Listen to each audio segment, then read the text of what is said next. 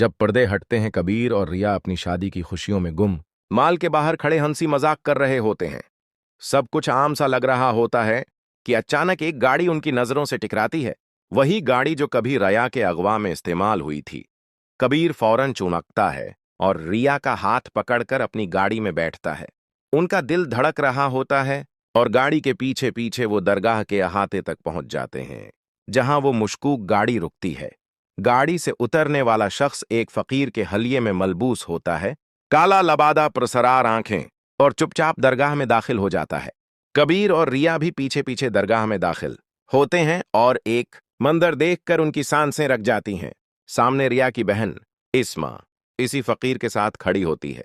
कबीर गुभरा कर पूछता है, रैया, तुम्हारी बहन इस शख्स के साथ क्या कर रही है?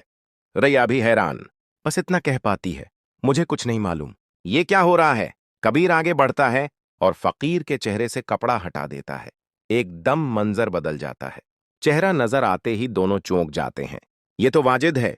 रिया की आंखों में गुस्सा और बेयकीनी आ जाती है। वो अपनी बहन से कहती है, तुम मेरे अगवा करने वाले के साथ खड़ी हो? इस्मा बेनियाजी से जवाब देती है, ये मेरा हमसफर है। चीजें एक लम्हे में काबू से बाहर हो जाती हैं। रिया अपनी बहन को थप्पड़ मारती है। कबीर वाजिद को घूंसा मारता है और फौरन पुलिस को कॉल करता है, पकड़ लिया मैंने उसे। यही वो है जिसने हमला करवाया और रिया को अगवा किया। चंद लम्हों में पुलिस अफसर सिकंदर के साथ पहुंचती है और वाजिद को हिरासत में ले लिया जाता है।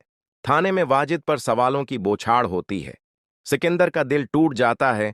वो वाजिद से कहता है, मैंने तुम्हें भाई समझा, तुमने मेरी बहन को अगवा किया, कबीर पर हमला करवाया, तुमने मेरे आतमाद का खून किया।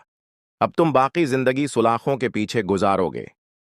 थाने से लौटकर सिकंदर कबीर से माफी मांगता है, मैं तुम्हें गलत समझता था, लेकिन तुम तो बहुत अच्छे इंसान निकले।